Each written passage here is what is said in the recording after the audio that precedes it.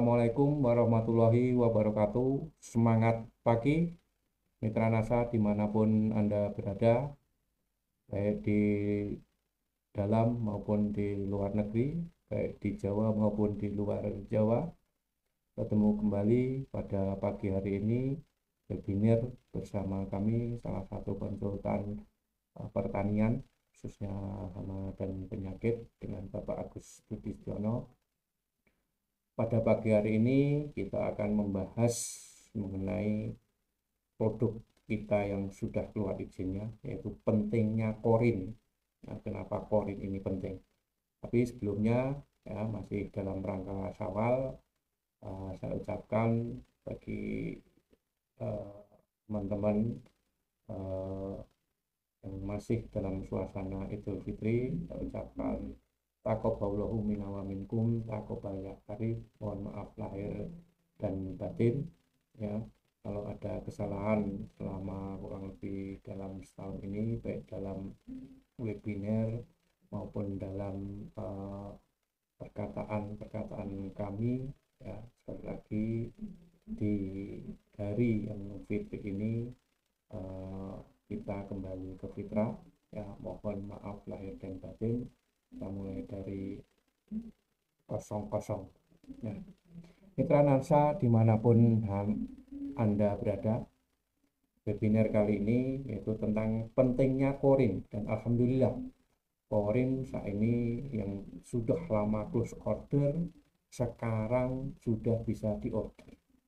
Ini kenapa ya, korin ini sangat penting, sehingga kita sangat peduli dalam pengurusan perizinan, sehingga alhamdulillah saat ini korin sudah bisa diorder.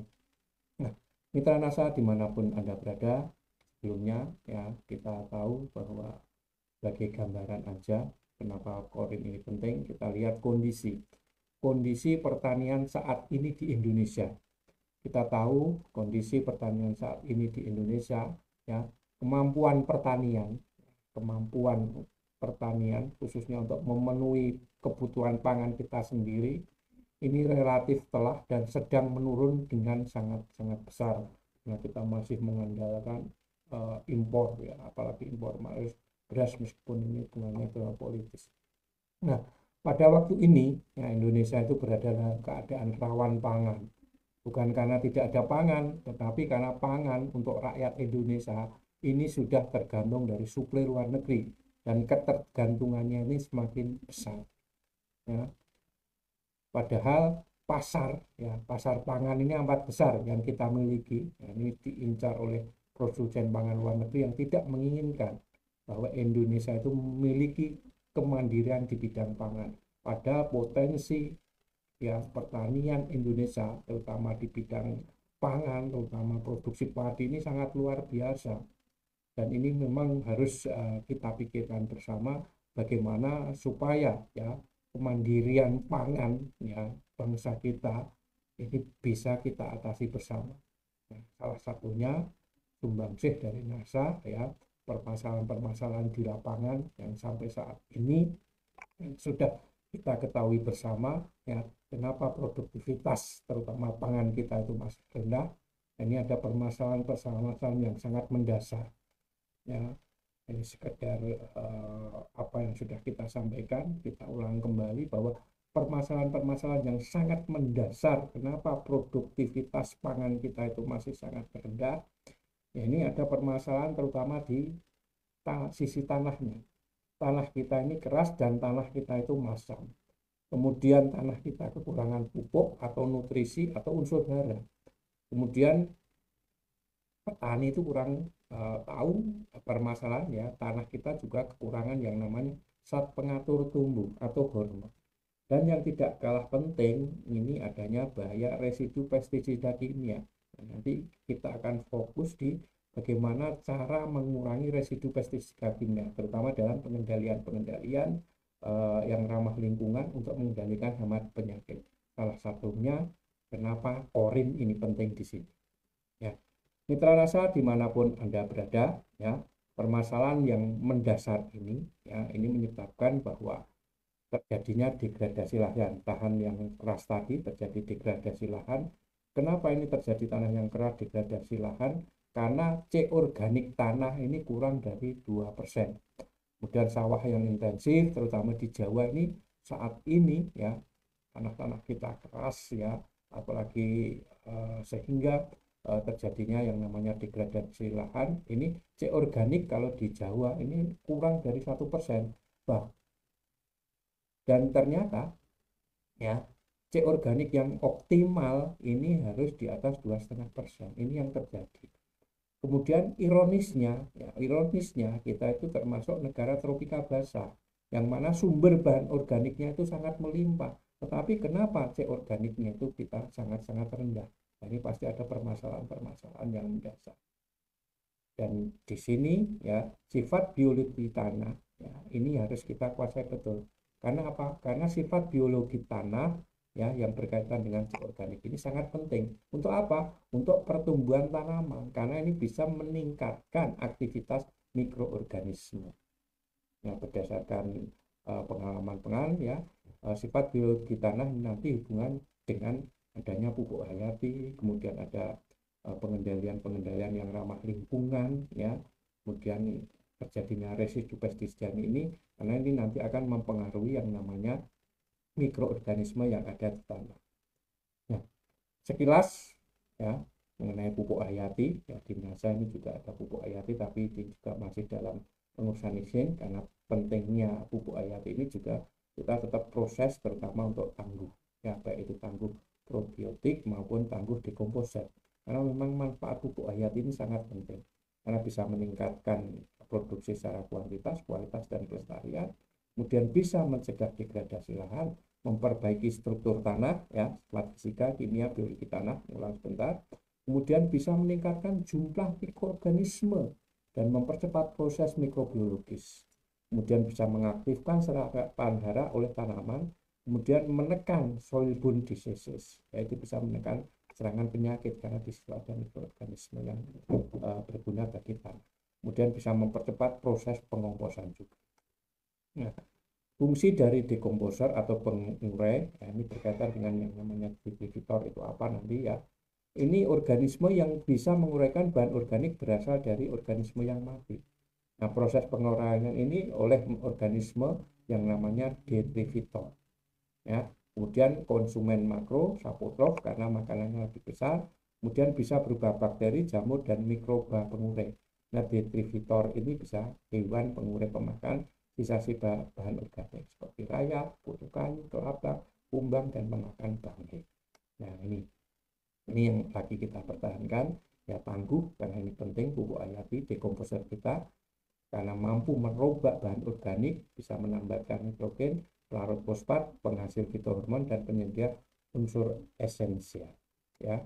Kemudian di tangguh dekomposer ini ada bakteri-bakteri yang sangat berguna, di antaranya ada Azotobacter, Aspergillus, Lactobacillus, Streptomyces, Trichoderma, Saccharomyces, Pathogenices.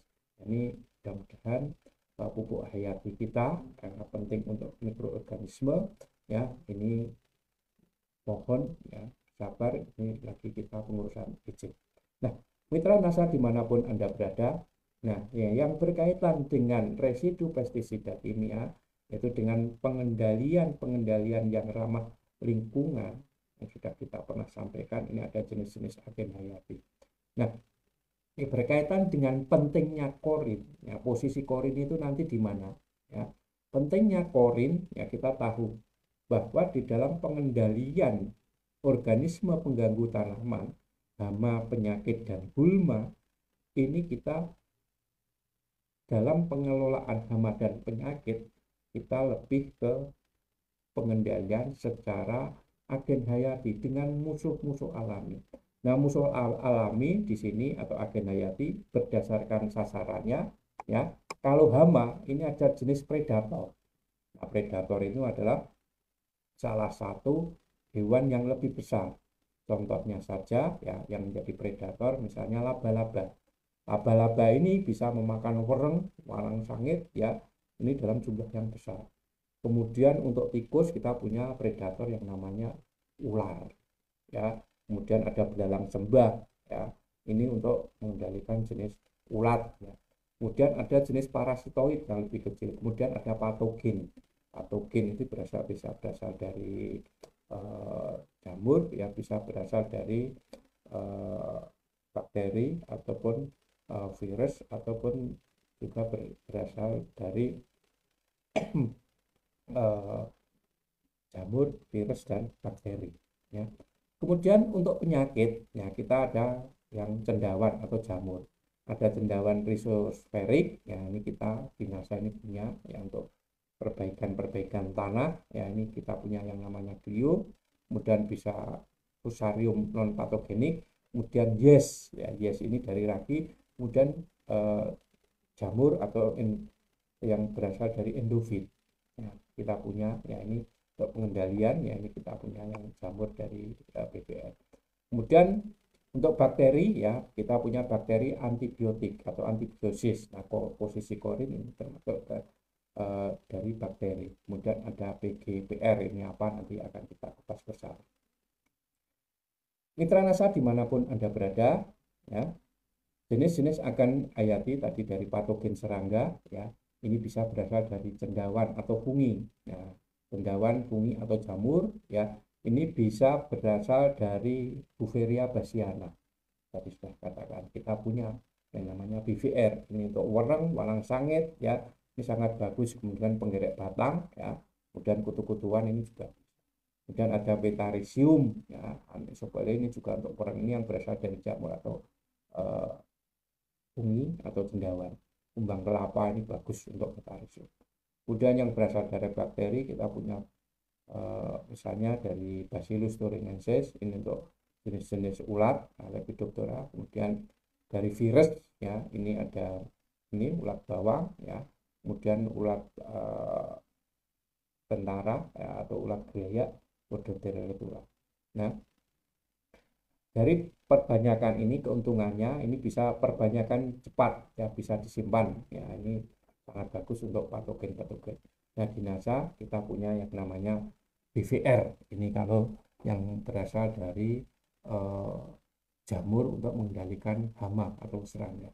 Dan Metarosium ini masih dalam proses perizinan. Kemudian ya ini salah satu tombol ora adoh kalau memoloni, ini salah satunya yang kita punya ini di BVR, ya atau Trichogama, ya dan malang sangit yang terinfeksi BVR. Ini jelasan. Kemudian untuk penyakit, ya, untuk penyakit kita punya yang namanya Trichoderma, Gliocadium, Penicillium, Canidium.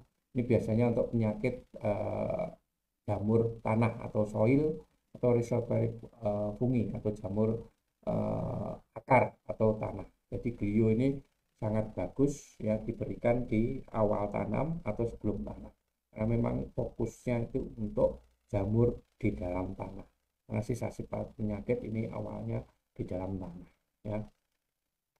Kemudian ini Gliocadium, ya ini biasanya untuk penyakit ulat tanah seperti Sclerotium roxii pada kacang tanah atau kedelai, Phytophthora capsicum pada cabai, kemudian penyakit dumping off atau Pythium pada berbagai macam jenis hortikultura. Jadi memang Gliocadium dan Trichoderma, glionya NASA ini memang difokuskan untuk penyakit-penyakit yang ada di dalam tanah.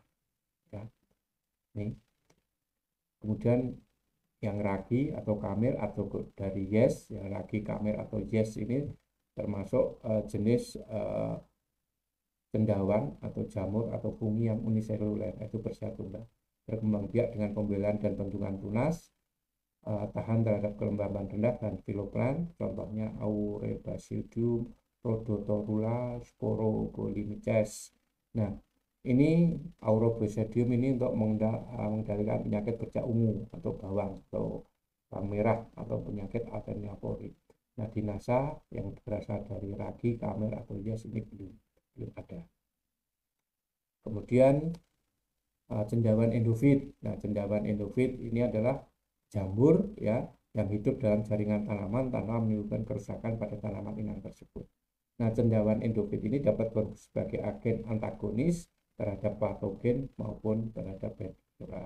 Nah, sifat-sifat lainnya ya ini bisa berasosiasi dengan tanaman secara kuat. Kemudian hidupnya itu saprofik ya antara rendah dan sedang. kemudian ditularkan ke tanaman lain melalui benih atau bantuan angin. Banyak yang tidak untuk spora tidak bisa diinjeksinya. Kita juga untuk endofit ini belum ya. Kemudian ini cendawan-cendawan endofit ya, ini salah satunya padi itu bisa diambilkan dari Aureobasidium, Nigrospora, Fusarium, Trichonocris, Acremonium, Turfularia ya. Kalau cabai itu ada Nigrospora, ada Hydra steril 1, Hydra steril 2, Conitridium, ini sebagai tambahan saja. Nah, jenazah juga belum yang musuh-musuh alami atau agen-agen yang berasal dari endofit ini kita pilih. Oke. Nah, kemudian yang dari bakteri antagonis. Bakteri antagonis yaitu bakteri antibiosis, mekanismenya ini kita memproduksi produksi antibiotik. Contohnya yang berasal dari Pseudomonas fluorescens, Bacillus subtilis, kemudian kelompok Actinomycetes. Nah, korin ini termasuk bakteri antagonis yang masuk ke kelompok Actinomycetes. Ini pentingnya korin di sini termasuk ke dalam bakteri antagonis, terutama kelompok Actinomycetes. Kemudian ada bakteri antagonis yang berasal dari PGPR ya, atau Plant Growth Promoting Rhizobacteria. Nah, ini strain tertentu dari Pseudomonas ya fluorescens ya. Kemudian ada Bacillus, ada Aspergillus, Azotobacter. Mudah-mudahan nanti akan mengeluarkan yang berasal dari PGR. Nah, sementara ini kita yang punya adalah bakteri antibiosis, terutama dari kelompok Actinomycetes ya. Mitra NASA dimanapun Anda berada, ya, ini salah satu agen hayati kita yaitu korin ya. Bahan aktifnya adalah Corynebacterium 1,316 kali 10 pangkat 9 ya, CFEU per gramnya atau spora per gramnya. Sangat bagus untuk mengendalikan penyakit kresek, blas ataupun jamur. Kemasannya adalah 100 gram.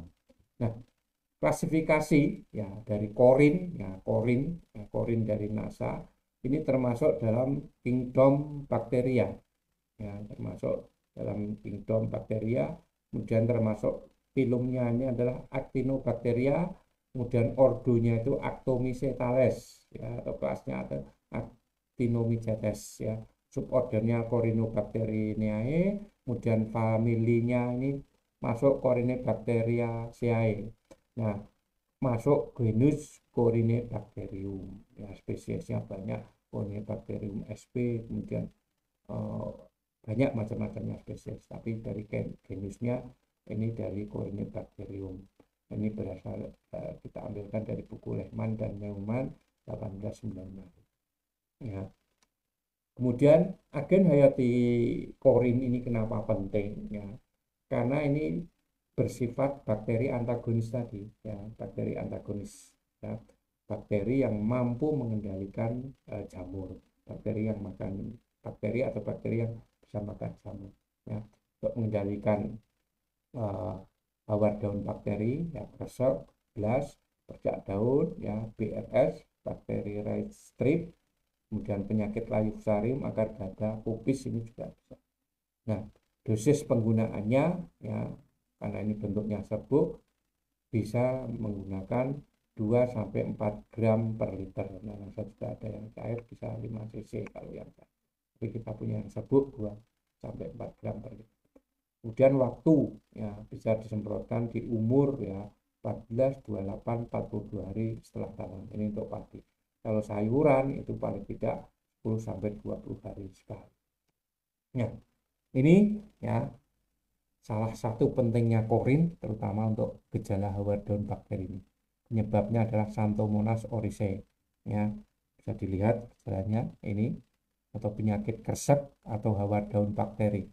Nah, Xanthomonas ini akan menginfeksi ya, karena kita ketahanan pangan tanaman padi. Nah, Xanthomonas ini, hawar daun bakteri ini menginfeksi tanaman padi pada semua fase, baik pertumbuhan tanam, mulai persemaian sampai menjelang panen. Ini pentingnya korin di sini. Jadi penggunaannya itu memang sejak awal, karena nanti di daun ini kena, nanti ke batangnya juga kena, bahkan kalau sudah kena malainya atau yang terkenal dengan penyakit potong leher ini sangat sangat berbahaya. Nah, penyebab penyakit atau patogen ini menginfeksi tanaman pada bagian daun melalui luka daun. Kemudian lubang alami berupa stomata dan merusak klorofil daun. Hal tersebut menyebabkan menurunnya kemampuan tanaman untuk melakukan fotosintesis. Jadi kalau sudah terkena daunnya ini akan mengganggu proses fotosintesis dan asimilasi dari tanaman padi tersebut.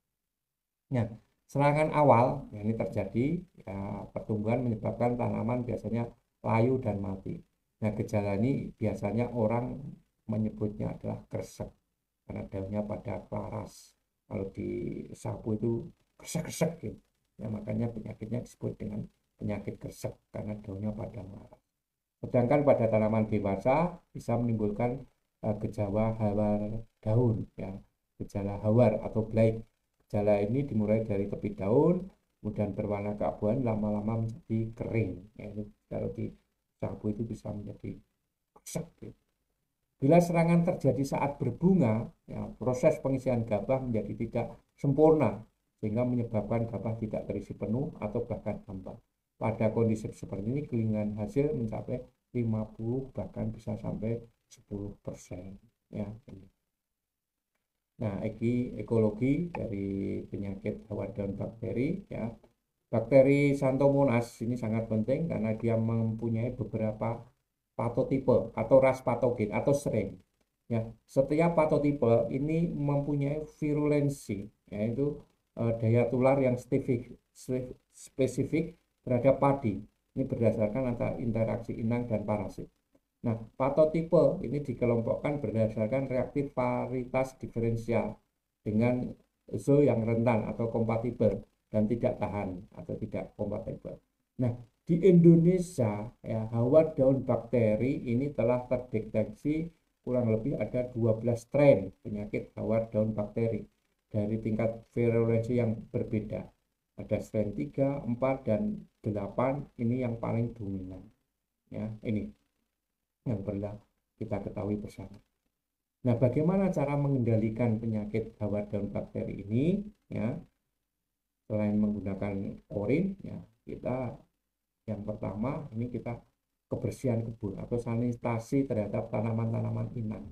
Tanaman-tanaman inang, misalnya gulma-gulma yang ada di dalam tanaman padi ini juga harus kita kendalikan. Kemudian pilih varietas yang tahan, ya, sesuai dengan sebaran ras tadi, strainnya tadi.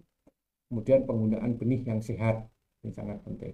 Kemudian dengan tanam jajar legowo, ya, ini juga bisa membantu, ya, karena dengan jajar legowo ini proses fotosintesisnya akan terjadi karena jarak tanamnya rapat, agak lebar, kemudian yang pebarisnya itu rapat, kemudian ada diselingi nanti lebar, ini akan membantu dari proses sisi fotosintesisnya dengan sistem jajar legowo.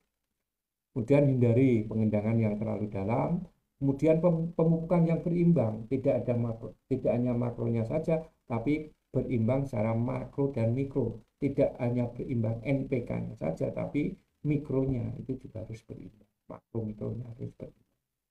Kemudian kebersihan rumput, ya, yang menjadi sumber patogen, ya.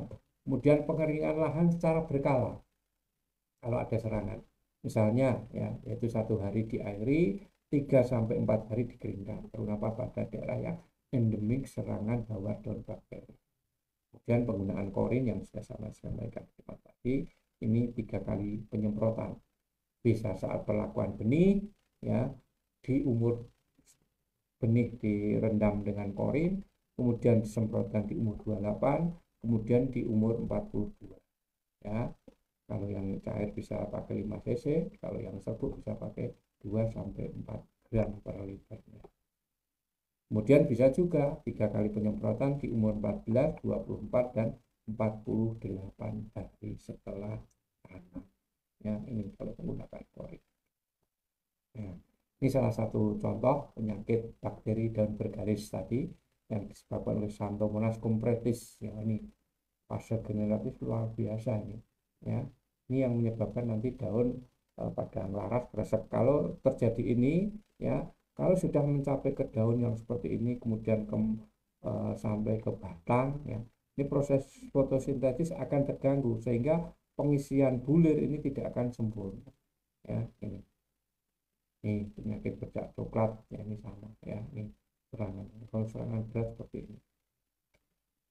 Kemudian penyakit bercak coklat ini juga jalannya, dan penyakit blast atau Purpura oryzae ini juga bisa dikendalikan dengan menggunakan korin. Ya, ini lama-lama daun seperti ini, ya, kemudian batang pada patah seperti, kemudian ada penyakit leher akar atau potong leher seperti ini akan patah sehingga posisi male ini tidak akan terisi secara sempurna karena gangguan proses fotosintesis, sehingga pengisian bulir tidak sempurna, akhirnya bulirnya itu menjadi hampa maling. Inilah yang disebut dengan penyakit potong leher, ya, atau orang Jawa menyebutnya penyakit betekek, ya, ini. Kemudian ini yang disebut BRS tadi adalah penyakit bakterial red stripe, ini juga sangat berbahaya. Insya Allah dengan menggunakan korin ini bisa kita kendalikan sejak awal. Kemudian punya apa lagi kalau sampai ke ini busuk pelepah seperti ini, ya, ini luar biasa, atau disebut oleh Sarocladium oryzae, ya, ini jamur, ya, ini luar biasa busuk pelepah, ini bisa menyebabkan gagal panen. Nah, itu yang perlu kita ketahui bersama pentingnya korin. Memang korin ini di setting terutama untuk bagaimana kita mencegah supaya kerawanan pangan, terutama untuk tanaman padi yang notabene yang paling berbahaya ini adalah jenis-jenis penyakit yang menyerang tanaman padi, terutama hawa daun bakteri yang paling banyak atau kresek, ya, atau yang kalau sudah sampai ke potong leher atau busuk pangkal atau orang Jawa menyebutnya ketekek, ini bisa menyebabkan, ya, pangan kita, padi kita jadi tidak berproduksi. Ya, ini pentingnya korin di sini. Ya.